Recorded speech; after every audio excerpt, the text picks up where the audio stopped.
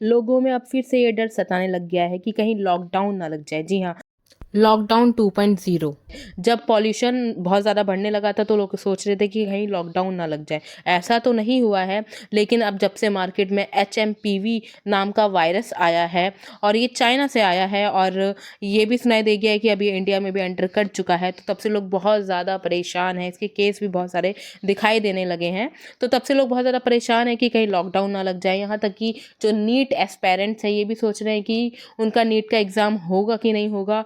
तो चलिए फिर अब देखते हैं कि HMP वायरस क्या है, ये इसका नाम क्या है, ये कहाँ से आया है, क्या ये पहली बार आया है, इसके सिम्टम्स क्या है, इसके जो क्या कहते हैं कि किस तरह से इसकी स्प्रेडिंग है, किस तरह से फैलता है, कोई वैक्सीन इसके लिए है कि नहीं है।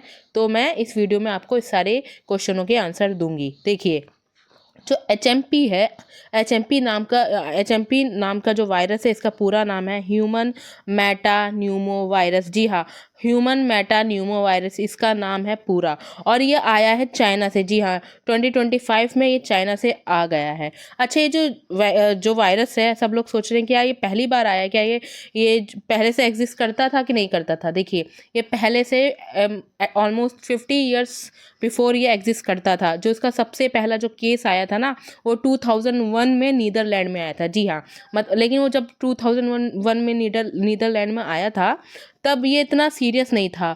एक एक केस आया था, तब ये इतना सीरियस नहीं था, तब ये चला गया था। ठीक है, लेकिन अब ये दोबारा से आया है। अब पहले ये चाइना में आया है, अभी धीरे धीरे इंडिया में भी एंटर कर चुका है। ठीक है, तो मैं आज आपको बताऊंगी ये क्या है, इसके क्या क्या सिम्टम्स है, तो स्टे ट्यून्ड। देखिए, इसका पूरा पूरा नाम है human Meta Numa virus, human Meta Numa virus. ठीक है ना, तो चाइना से आ चुका है 2025 में, इंडिया में भी एंटर कर चुका है। नीदरलैंड में पहला केस इसका देखा गया था।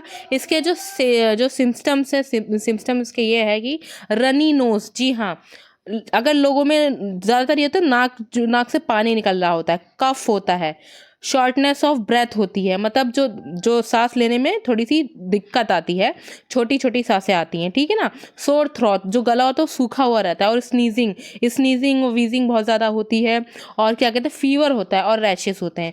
ये इसके सिम्टम। अगर किसी के घर में किसी भी फैमिली मेम्बर को ये सारे सिम्टम दिखाई दे रहे हैं, तो वो अलग थलग थोड़ा सा हो जाए घर में, उनको एक्स्ट्रा केयर दी जाए। अगर ज़रूरत पड़ती है तो वो डॉक्टर के पास भी जाए। ठीक है ना, थोड़ा खुद को थोड़ा सा आइसोलेट कर लीजिए और अपना ख्याल रखना स्टार्ट कर दीजिए। अपना ख्याल किस तरह रखना है वो भी मैं आपको बताऊंगी। देखिए, अच्छा मैं इसमें बता दूं आपको कि कितने दिन में इसके लक्षण दिखाई देते हैं। तो 3 से 6 दिन में इसके लक्षण जो है दिखाई देने लग जाते हैं। अब ये देखते हैं कि ये फैलता कैसे है। देखिए, ये सबसे ज़्यादा फैलता है ड्रॉपलेट से। जी हाँ, जब भी हम छींकते हैं या खांसते हैं, जो पानी जो लिक्विड निकलता है हमारे नाक से, हमारे मुंह से, तो उससे सबसे ज़्यादा इसके फैलने के चांसेस हैं। तो जब भी आप छींकते हैं तो अपनी जो आर्म्स होती हैं उसका इस्तेमाल कीजिए, और अपनी उसी पे अपना या तो हैंग की यूज़ कीजिए। ठीक है ना, तो आप ऐसे इस तरह से खुले मुंह से स्नीज ना करें। ठीक है ना, और HMPV और थूकने से, खांसने से, मीन्स स्पिट करने से और कफ करने से फैलता है। और इसके अलावा हैंड शेक करने से, हग करने से, किस करने से फैलता है। और जैसे सरफेस होते हैं, वो ऐसा सरफेस जहाँ पर ये ड्रॉपलेट होते हैं फैल गए हों, अगर आप उसको टच कर लेते हैं अनजाने में, तब भी आपको हो जाएगा। जैसे फ़ोन को आपने टच कर लिया, डोर को टच कर लेते हैं, किसी हैंडल को टच कर लेते हैं, कीबोर्ड, टॉयज़, तो ऐसी किसी भी सरफेस को टच करने से बचें। और हवा में अगर वो ड्रॉपलेट्स मौजूद हैं तो तब भी आपको फैल सकता है। तो ऐसे लोगों से थोड़ा कांटेक्ट बना के रखें। मास्क का यूज़ आप भी करें, और जिन लोगों को हो चुका है वो भी मास्क का यूज़ करें। और अपने हैंड्स को 20 सेकेंड के लिए क्या कहते हैं कि आप वॉश कर सकते हैं, सैनिटाइज कर सकते हैं, अच्छे से वॉश करना है। ठीक है, और ये बता दूं कि ये कितने मतलब किन किन लोगों में फैलने का इसको ज़्यादा से ज़्यादा खतरा होता है। देखिए, जो बच्चे 5 साल से छोटे हैं ना, उन लोगों को ज़्यादा से ज़्यादा खतरा है इस चीज़ के होने का। ठीक है, और जो लोग 65 एज की जो मतलब एज है उससे ज़्यादा के हैं, उनको ज़्यादा खतरा है। ठीक है ना, तो 5 साल से कम और 65 की एज से ज़्यादा के लोग, और जो प्रेग्नेंट लेडीज़ हैं उनमें फैलने के ज़्यादा चांसेस हैं। ठीक है, और जैसे HIV, कैंसर, ठीक है, और जैसे ऑटो इम्यून डिसीज़ है, ऑटो इम्यून डिसऑर्डर है, उनको होने का ज़्यादा चांस है। जिनको COPD है, जिनको अस्थमा है, COPD है, या फिर जिनका हमेशा इम्यून सिस्टम हमेशा लो रहता है, जल्दी बीमार पड़ जाते हैं, ऐसे लोगों को होने के ज़्यादा चांसेस है। तो ऐसे लोग खतरे में ज़्यादा हैं, ठीक है ना। अच्छा, प्रिकॉशंस क्या क्या ले सकते हैं? आपको हाथ धोने हैं, 20 मिनट तक धोने हैं, सैनिटाइजर यूज़ करना है और पानी ज़्यादा से ज़्यादा पीना है। जी हाँ, अपना इम्यून सिस्टम स्ट्रांग रखना है, पानी ज़्यादा से ज़्यादा पीना है। और खासकर वो लोग जिनको ये चीज़ें हो गई हैं, जिनको ये इन्फेक्शन लग चुका है, तो उनको पानी ज़्यादा से ज़्यादा पीना है। अगर आप हॉस्पिटल भी जाएंगे तो भी वो आपको यही बताएंगे कि पानी ज़्यादा से ज़्यादा पीजिए, ठीक है ना।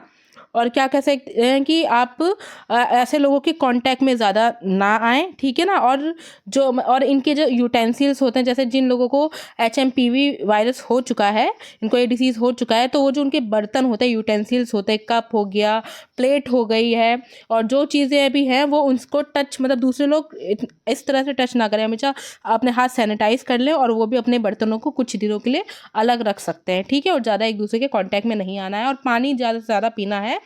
जिन लोगों को हो चुका है उनको और भी ज़्यादा अच्छे से पानी पीना है, ठीक है। और अगर बात की जाए कि जिन्हें HMPV हो चुका है, उनमें हो सकता है कि कभी कभी उनको लगे कि हाँ ऑक्सीजन की कमी हो रही है। अगर आपको ऑक्सीजन की कमी हो रही है तो आप एडमिट भी हो सकते हैं। देखिए, ये कुछ नहीं, एक नॉर्मल सी फीवर की तरह है। टेंशन तो लेनी ही नहीं है, पानी ज़्यादा पीना है। जैसे मैंने कहा, जिन लोगों को हो चुका है वो पानी ज़्यादा पिएं। ऑक्सीजन की अगर आपको कमी लगती है तो आप डॉक्टर के पास जा सकते हैं, टेंशन लेनी नहीं है। और हो सकता है कि किसी किसी लोगों में आगे न्यूमोनिया भी हो चुका है, तो ये भी उसका ही लक्षण है, ठीक है। तो पानी ज़्यादा पिए, आप एडमिट हो सकते हैं। और हाँ, आप पैरासीटामॉल भी ले सकते हैं। जी हाँ, पैरासीटामॉल ले सकते हैं, टैबलेट इसमें काम करती हैं। और एंटीबायोटिक इसमें काम नहीं करती है, ठीक है ना। तो मैं बता दूं, इसमें एंटीबायोटिक काम नहीं करती है, लेकिन पैरासीटामॉल जैसी मेडिसिन काम करती है। इसकी रिकवरी कम से कम 10 दिनों के अंदर हो जाती है। ये कोरोना वायरस की तरह नहीं है जिसमें साल साल भर तक लोगों को असर उसका ख़त्म नहीं हुआ, काफ़ी दिनों तक नहीं होता था, इसका जो सिम्टम से ख़त्म नहीं होते थे। लेकिन इसमें 10 दिन के अंदर आप रिकवरी कर जाएंगे, ठीक है ना।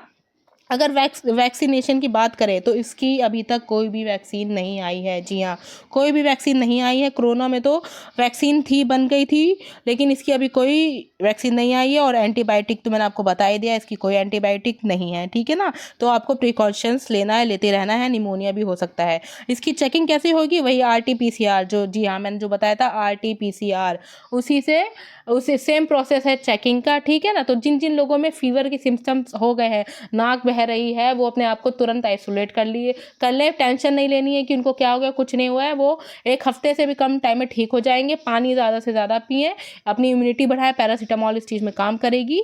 और जो भी लोग उनके कांटेक्ट में आ रहे हैं तो उनके बर्तनों को यूज़ ना करें, और उनके ऐसे सरफेस को ना टच करें। मास्क लगाएं, ज़रूर लगाएं, और हैंड वॉश करते रहें। और टेंशन नहीं लेनी है, ठीक है ना। तो बिल्कुल भी HMPV वायरस, तो अगर हम इसको कोरोना से कंपेयर करें तो वो ज़्यादा ही सीवियर होता था, इतना सीवियर नहीं था, ठीक है ना। उसमें होने के ज़्यादा चांसेस थे, लोगों को इन्फेक्टेड होने के ज़्यादा चांसेस थे। इसमें लोगों को इन्फेक्टेड होने के ज़्यादा चांसेस नहीं है, ठीक है ना। तो टेंशन नहीं लेनी है। हाँ, बस इसमें ये है कि लोगों को निमोनिया जैसी चीज़ें हो सकती हैं आगे जाके, तो इतना टेंशन नहीं लेना है जिन लोगों को HMPV हो चुका है, ठीक है। तो टेंशन मत लीजिए, और अपना ख्याल रखिए, और अवेयर रहिए। और अवेयरनेस के लिए ये वीडियो और भी ज़्यादा स्प्रेड कीजिए, ठीक है ना। एक और बात बता दूँ, ये कोरोना जितना स्प्रेड नहीं होता जितना कोरोना था, कि वो हवा में भी इतना ज़्यादा ही फैल रहा था, कोई हल्का सा टच भी कर ले। और क्योंकि ये तो ड्रॉपलेट से फैलता है, वो ड्रॉपलेट से, ये जो वो चीज़ थी वो ड्रॉपलेट से इतनी, मतलब वो ड्रॉपलेट से भी फैलती थी और हवा में भी फैलती थी। लेकिन ये इसमें ये है कि अगर आप किसी सरफेस को टच कर लेते हो तो ये कोरोना जैसा खतरनाक नहीं है। तो लॉकडाउन तो खैर अभी नहीं लगेगा। और जो स्टूडेंट्स हैं जो सोच रहे हैं कि नीट के एग्ज़ाम होंगे कि नहीं होंगे, तो मैं कह रही हूँ कि प्रिपरेशन आप करके रखें। डेफिनेटली ये सब चीज़ें इंशाल्लाह बहुत जल्दी ठीक हो जाएंगी। हो सकता है आपके एग्ज़ाम भी हो, तो आप प्रिपेयर करके रखें, और साथ ही साथ अपना ख्याल भी रखें, ठीक है ना। तो बस आप इस अवेयरनेस के लिए इस वीडियो को और भी ज़्यादा स्प्रेड कीजिए, ठीक है। Do like, share and subscribe. Comment भी कर सकते हैं, कोई भी क्वेरी है तो आपकी, ठीक है। अगर और भी कोई इन्फॉर्मेशन है जो आपको पता है तो आप कमेंट बॉक्स में लिख सकते हैं, मोर अवेयरनेस के लिए। और अगर कोई मिस्टेक हो गई हो कुछ बताने में, कुछ प्रोनाउंसिएशन करने में, तो प्लीज़ फॉरगिव मी।